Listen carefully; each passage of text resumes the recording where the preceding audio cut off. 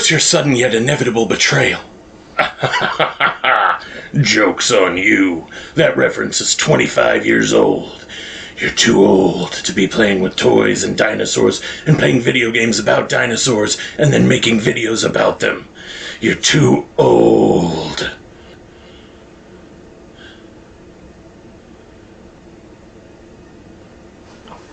Hi everyone, Nick Rocklobster here. Sorry about that. I got lost in a fugue state there for a second. Welcome to episode 2 of Moving Pixels. I had brought out my dinosaurs because, you know, the theme of the show, 90s kid, dinosaurs, huge property that has a video game attached to it. I think you all know where this is going. So, without further ado, this episode is... What kind of Rocky are you anyway? Pay attention when I'm talking to you. Hey, you guys. Guess who's coming to dinner? Hey, let me take a look. The Rockies! Ah, you f***ing rubes. You thought I was talking about Carnosaur, didn't you? Nope, not today. Today we're talking about Adventures in Dinosaur City, the 1992 family kids movie about 3 kids. I guess this is going to be my first point of order in this. I don't know the dynamic between these kids. It seems like they're all just friends, but 2 of them are significantly older than the other one. I don't know. Maybe when I was a kid I thought they were siblings, or at least 2 of them were. But they're not. They're just separate kids that are hanging out. And one of them's like way younger than the other 2. It's just a strange dynamic. I don't know what it is. They thought about everything they'd been through. The perilous swamp, the treacherous tower, the darkness of rainbow caverns. They stood together exhausted from their adventure. Rick stared into her eyes for a long time. Then his great green lips curled sadly back from his fangs, and his voice was soft as he said, "It's too bad it couldn't have worked out between us. But at least we'll always have Tarzan." You've got to be pulling my tail. As you can see, they spent their days doing what all of us kids did in the days before the internet, which was reading cartoon dinosaur slash fiction to each other in a low-lit room, all huddled around a candle. It was a pretty typical activity for us, actually. You know, I had tons of weird-back dinosaur story slash fiction. It got a little crude. I was way too young to be writing that crude of, you know, dinosaur. Anyways, the movie is about these 3 kids, and they get launched into their parents' scientific device. So the parents are scientists, as you can tell by their wardrobes, and they come up with a machine that moves things through time and space, but they never really specify what time or what space. They shoot an orange through a TV screen and they both get super excited, but then they have to run because they have to go directly to a scientific conference. But they never really explain what the experiment is supposed to be doing, so I don't know. But these kids decide that they want to watch their cartoon on the big screen in the lab, and unknowingly get sucked into their cartoon show.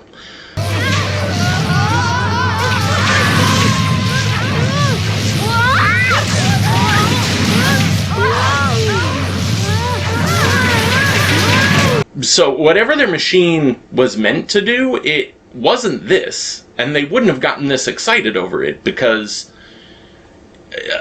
they don't seem to understand their own invention. They're playing God, essentially, and I don't think it's good for anybody involved. They get sucked into Dinosaur City. They meet all the characters from their cartoon that they love because these 2 seemingly 17, 18-year-olds just love cartoons. Even a little kid is a little too excited about f***ing cartoons. And I love cartoons, don't get me wrong. They're great. Even as an adult, I love them. But these guys are like fanatical about this cartoon. It's weird. So they meet Rex and Tops and Forey, who are the three main dinosaurs, and they find out that a fuse was stolen by the Rockies, who are the cavemen that are the bad guys, and an adventure ensues for them to go get the fuse and bring it back so they can go home. Now, the first major step is they go to find Rex and Tops. So far it's just the three kids, Timmy, Jamie, and Mick, and they pick up Forey, and they go to Tartown to get Rex and Tops. And they go to this bar, and it gets weird pretty quick. Looking for action, big boy? This was a trope in, like, kids' movies in the 90s, and I don't really understand why, or who it was for, or... just this weird, odd sexual undertone that I don't understand at all. But, I mean, also a lot with monsters, too. Like, there were the gremlin in Gremlins 2, which will be a future episode, so I won't get too deep into it. But, like, why are these a thing? Who is this aimed towards? Why are you... And people wonder why, like, hentai and those tentacle or whatever are so popular. It's because like this. It's because they filled our kids' movies with animal I mean, look at the original Robin Hood cartoon from Disney. I mean, that guy oozed machismo. You think that kids that young weren't thinking about that? Yeah, he was a stud. And it was weird that they made him that way. They made him too charming. In this movie, they're full on putting this kid's face in dino boobies. I just love soft pink skin. Come here, sugar. Come here. Come on. Like, why? What? It's just such a strange trend from that time period. It does seem to have died off quite a bit. But the mid-80s to mid-90s, maybe even kind of into the late 90s, it was a thing. And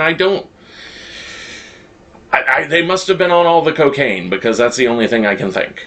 But then also, what are these? What are these fucking things? Those aren't dinosaurs. They're little ghouly-looking motherfuckers. And why do they all sound like Sam Kinison? What are you, a bunch of tourists? Run! Every time it was gonna last forever! Remember, you forever! There's also this caveman that thinks he's Joe Pesci. Now, I heard all the tyrannosaurs were dead, but I guess the real truth is they all turned into fossil feces. Like this. This whole bar scene is a frickin' nightmare. It doesn't make any sense. What's happened? Like, the Rockies show up, they fight, they get their butts kicked, and then they just leave. And that's it. They go tell Mr. Big, like, why? There was no point to any of it. And we'll get more to things having no point a little bit later. But, long story short, they convince Rex and Tops to come. They go to their treehouse. The movie really kind of hits a lull with the treehouse scene. It's very slow and not very engaging. And they talk about Rex's dad. Rex also takes the youngest kid alone on a boat into, like, the swamp, into a cave by himself. It gave off real weird vibes. I didn't care for it. But he talks about his dad being a traitor and all this stuff, and then later they find his dad and find out he wasn't a traitor. It's all very by the numbers. But then also, like, when they get to Mr. Big's tower, there's so many elevator scenes of them going up and down this elevator for no good reason. Another scene where they surround the girl and rip some of her clothes off to make her sexy. Hey, I got an idea.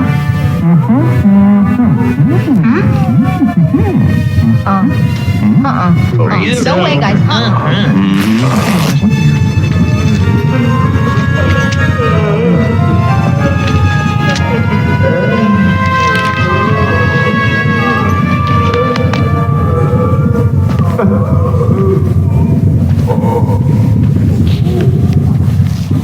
Excuse me, boys.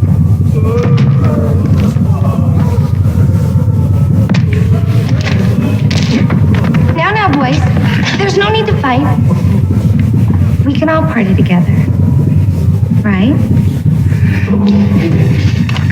she tells these two cavemen, hey, we can all party together. It's strange. Through this whole thing, it's kind of strange how this tension is under everything. I would think maybe I'm reading a bit too much into it, but no, it's pretty prevalent through the whole movie. Oh, Timmy got kidnapped. I forgot to say. I think it was at the treehouse they grabbed Timmy. That treehouse scene was really long and not very interesting. But they came back from the cave. I think Timmy got nabbed there. And then they go to the tower to free Timmy and get the fuse and go back and, yada, yada, yada. It all goes how you figure it's going to go. And they get the fuse and they go back. And they find out the fuse wasn't even the thing they needed. Oh, you know what they needed? The remote from Click. Brought to you by MacGuffin Industries. 2/3 of the way into the movie, you find out that this remote has, like, click powers, where it can freeze people and reverse people, and no reason. And also, why is it a remote? The machine that his parents were making wasn't a TV. It had a monitor, but it wasn't a TV. It wouldn't have pause and fast forward and eject and like that. Like, this remote was not designed for a VCR. So I don't that makes no sense. This isn't a remote. This is some scientific device, and they're using it to, like, pause the bad guys and then, like, rewind them and eject themselves out of the movie. So they didn't need to do any of it by the end. Oh, by the way, spoilers. I don't care.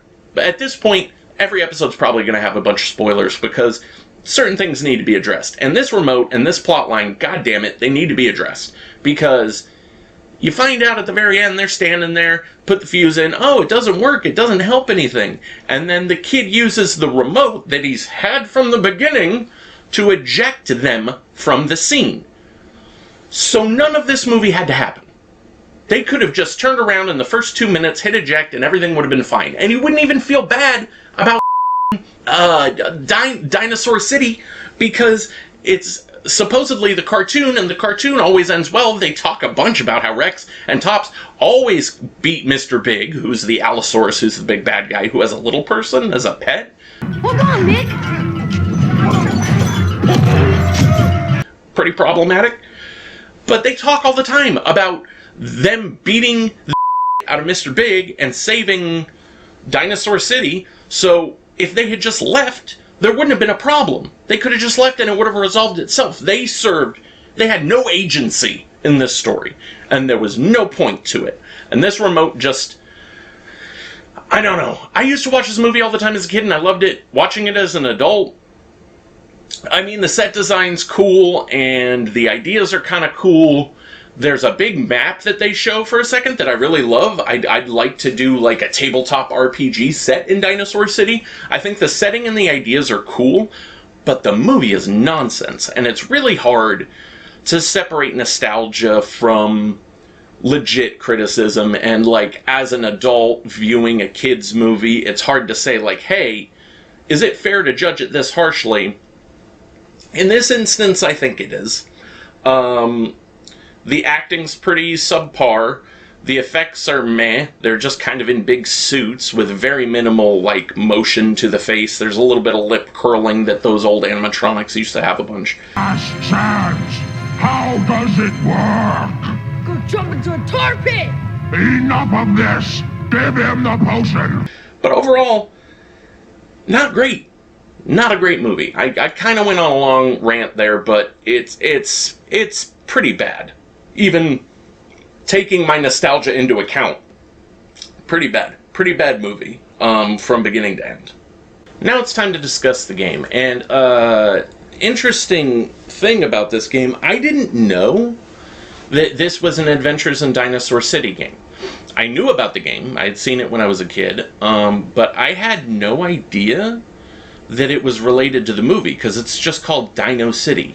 They changed the name, and I think they changed it because I think the movie didn't turn out as well as they had hoped, but they already had this game in production, so they just kind of went with it. Yeah, I mean, they had the script to base it off of. It's very based on the movie. It's almost beat for beat. But it doesn't, it's very brightly colored, unlike the movie, which was mostly kind of a lot of browns and drab and kind of dark, and didn't have a lot of vibrancy to it, but the game certainly does.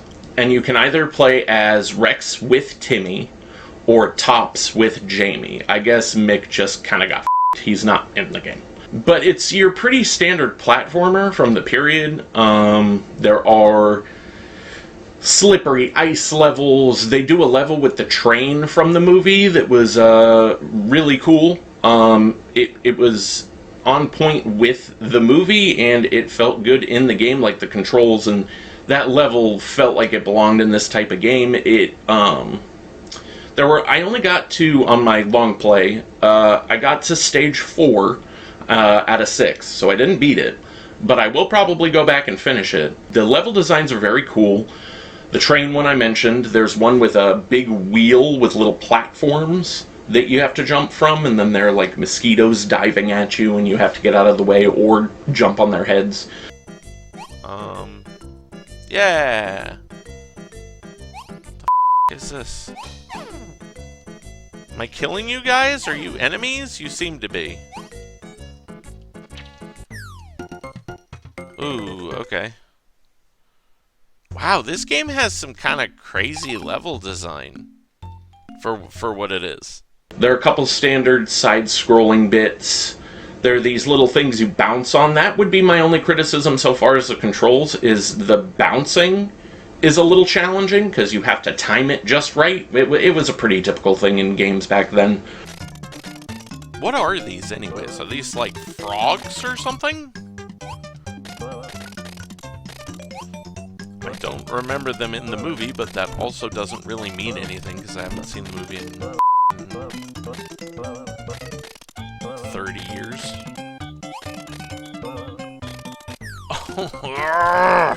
You're the worst. So the bouncing could be a bit challenging. You collect eggs, and once you hit 50, you get a 1-up, and then there's little 1-up markers you can find, bonus levels and rooms, and it's a pretty typical kind of Super Nintendo scroller, side-scroller. Not as good as something like Super Mario World, but it kind of reminded me of that, with the levels getting changed up every now and then, the enemies kind of getting changed up.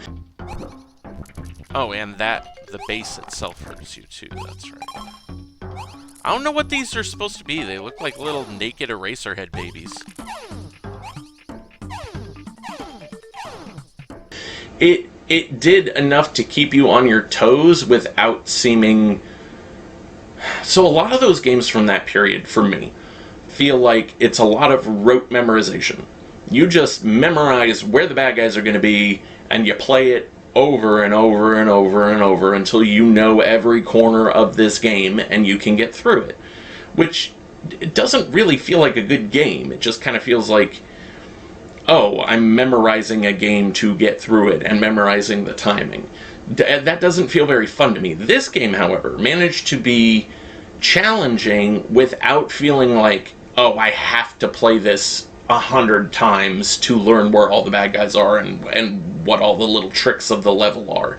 It helps, but it doesn't feel like it's necessary like a lot of those games do. So I thought that was cool. The controls are very fluid, you know, jumping. The punching's a little weird. I almost never did it, and in fact, as soon as I switched to Tops and found out that Tops like had a projectile attack, Rex does too, but I couldn't figure out how to do it.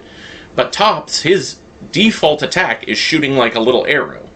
That's the one to play the game with, is Tops, because you can attack from a distance. You're not having to get right up in their grill to do this weird like punching thing that doesn't work very well with the way it's timed. Just generally speaking, you're going to want to go with Tops. And the character designs are cool, even though they are quite different. I mean, not super different from the movie, but like Tops is pink and is wearing a jacket. They look more like their cartoon selves than the movie versions, which I guess makes sense. You would kind of base it on the cartoon as opposed to the movie.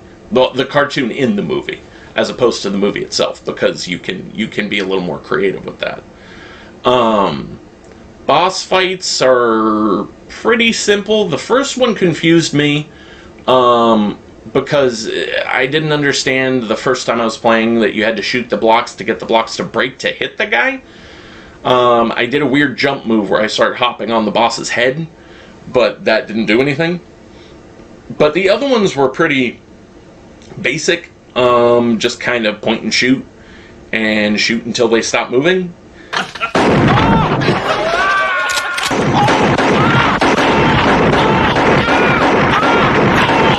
Again, pretty par for the course for that type of game. But I gotta say, very engaging. It was a ton of fun. I think them dropping the license from the game and changing it to just DinoCity probably hurt them in the long run, because if my brother and I had known there was an Adventures in Dinosaur City game, it would have been a day one buy. We would have had it, we would have played it, we would have played it incessantly. There are a lot of games that we played all the way to the end repeatedly. Stargate, Jurassic Park, all going to be future episodes, but this feels like it would have been one of those games that we played until our fingers bled, because it's just fun, and it's not too challenging, but it's not too easy. It hits that sweet spot where it's just really enjoyable, and it's a lot of retro games are difficult to go back to in the year 2025. This one I think holds up really well. Like, it's still a lot of fun. You get pretty immersed pretty quickly. I only do 2-hour chunks on the stream, so again, I only got to level 4, but I had a great time doing it. It kept me interested, and I really didn't think that I was going to get to episode 2 and already have a game I feel like was better than the movie. And that is kind of the case here. It's hard, like I said earlier, kids' movies are difficult to view as adults and review them objectively, because as a kid I loved this movie, and my brother loved this movie, and we watched it all the time, so I can't really say it's a bad movie because the intended target audience liked it. Anybody I talked to that saw it as a kid liked it as a kid. But watching it as an adult is a very different situation and not super pleasant. Everything looks kind of gross, and it tries to be super cartoony, which I couldn't tell if that was a deliberate choice because they're teleported into a cartoon or not, but overall, the movie does not hold up the way I was hoping it would. It has a lot of weird undertones, nothing's really explained. There's a fair amount of world building, which I guess I appreciate, but it's just so by the numbers and very, like, directed at kids, and it's not, there's nothing really for adults here. They're just kind of obnoxious kids doing obnoxious things, which is a genre I don't like Goonies. And the only one of those type of movies I like is Monster Squad. All the other ones are pretty obnoxious. But it doesn't offer anything interesting. Again, some of the set designs are cool, some of the costumes are cool. Outside of that, I don't really give a. But the game, I'll play this game again. I'll definitely beat it, just so I can say I beat it. And it's fun. It's a fun side-scrolling game from the 90s. And there are a handful of those that kind of went under the radar, like I think Plock falls under that, if anybody knows what that is.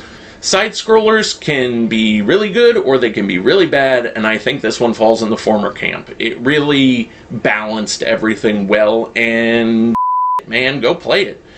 If you're debating between watching the movie and playing the game, play the game. You're gonna have a much better time with it. Yeah, so I think that's probably it. I feel like I went on a couple of rants there, but overall, movie I would give 1.5 Brontosaurus burgers out of 5, and the game probably like a solid 3.5 Brontosaurus burgers out of 5.